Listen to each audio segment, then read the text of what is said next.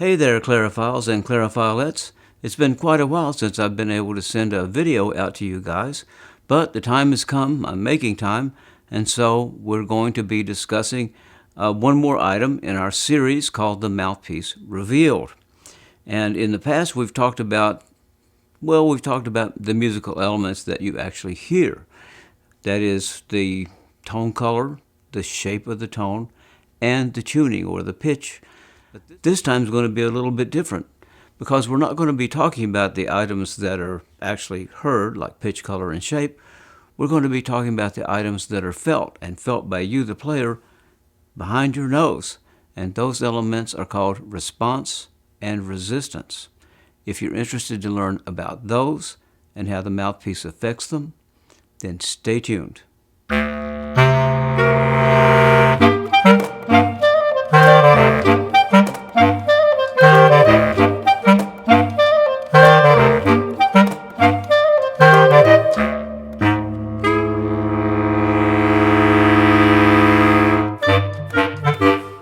The clarinet mouthpiece facing has many parts, so it behooves us to take each one at a time and discuss how it affects response and resistance. Let's begin with that biggie down there, which is called the mouthpiece flat table or the mouthpiece reed table. It's very important that the mouthpiece reed table do two things.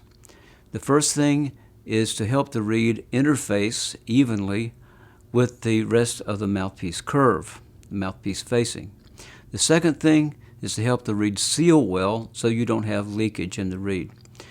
Leakage in the reed through a bad flat table or a bad reed table is a really devastating thing. It can create what I call inefficient resistance. That is, it makes the mouthpiece blow stuffy, makes it blow hard, and at the same time it diminishes resonance. It doesn't darken the sound at all. So you get the worst of both worlds. You get bright sound, and you also get inordinate resistance that's very uncomfortable and not particularly even all the way up and down the clarinet pitch range. The other issue with the flat table or the reed table is a long-standing debate, and I'm not going to enter into that debate. And that debate has to do with whether the flat table should be flat all the way from the back toward the tip, or whether the flat table should have what they call a French dip or a concavity in the middle of the flat table.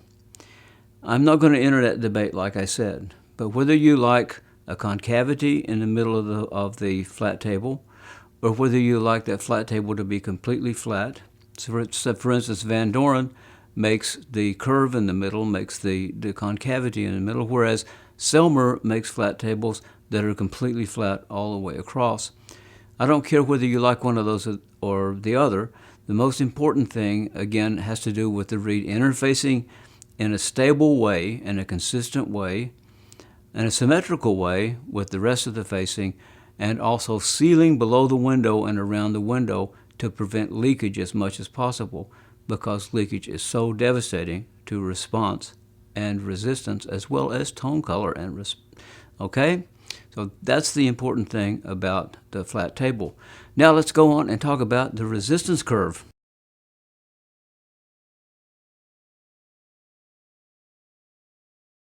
Well, I know it's going to be a shocker to you, but the resistance curve primarily affects resistance. Let's see how it does this.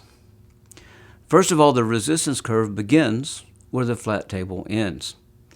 And it begins with a slow curve that increases and gets a little more radical as it moves toward the tip of the mouthpiece. And finally, the resistance curve terminates in the tip opening. Duh. Well, how do these things affect resistance in the mouthpiece? First of all, the longer and slower the curve is, the less resistance there's going to be. And the more open the tip is, or the closer the tip is, it's going to change the resistance. For instance, an open tip mouthpiece is going to increase resistance in the mouthpiece if everything else is the same. Whereas a closer tip mouthpiece, with everything else being the same, is going to give you less resistance. So a harder reed will blow freer on that low resistance mouthpiece. In fact, you can take a low resistance mouthpiece and a heavy reed, and a high resistance mouthpiece facing, and a lighter reed and they'll play largely with the same resistance. So how does this work? Well, first of all, the longer curve in the mouthpiece facing essentially means that the fulcrum point is further and further away from the tip and toward the back of the flat table. This is like a fulcrum point on a diving board.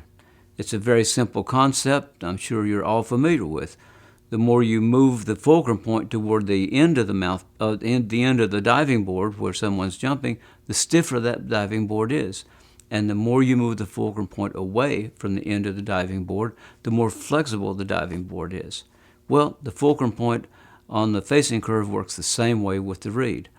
A longer fulcrum point, that is a fulcrum point further away from the tip, is going to be longer, and it's going to make a given reed play with less resistance than if you move that fulcrum point up closer toward the tip. So the reed then would play stiffer and stiffer.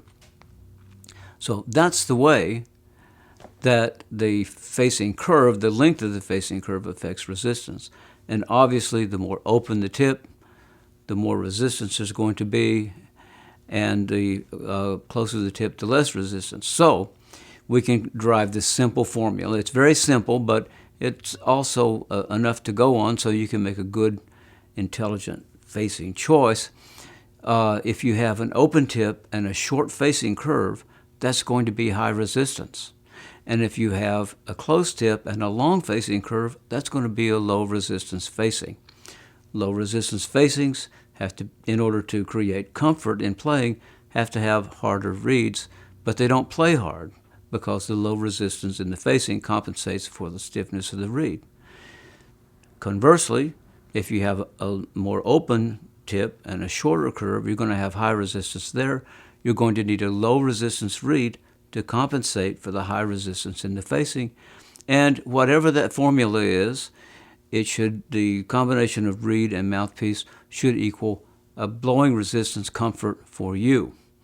Okay, that's the goal of any particular, say, combination of reed and mouthpiece and the way they work together to give you the composite resistance that you play on.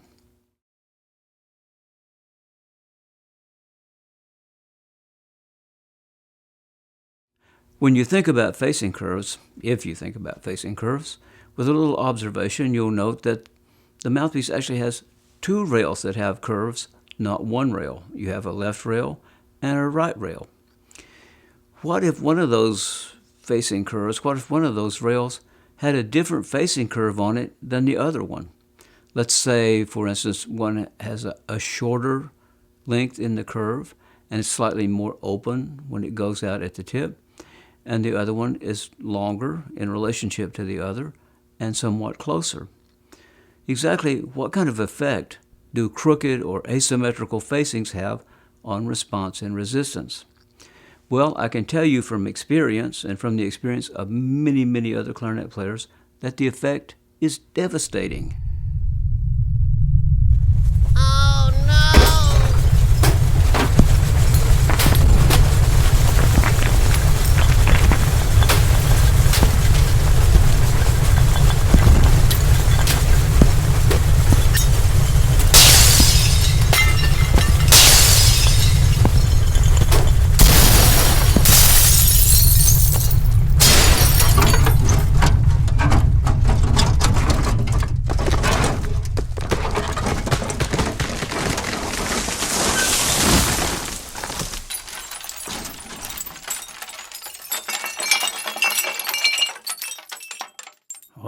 Wow, that's a complete mess. All right, folks, that's a wrap.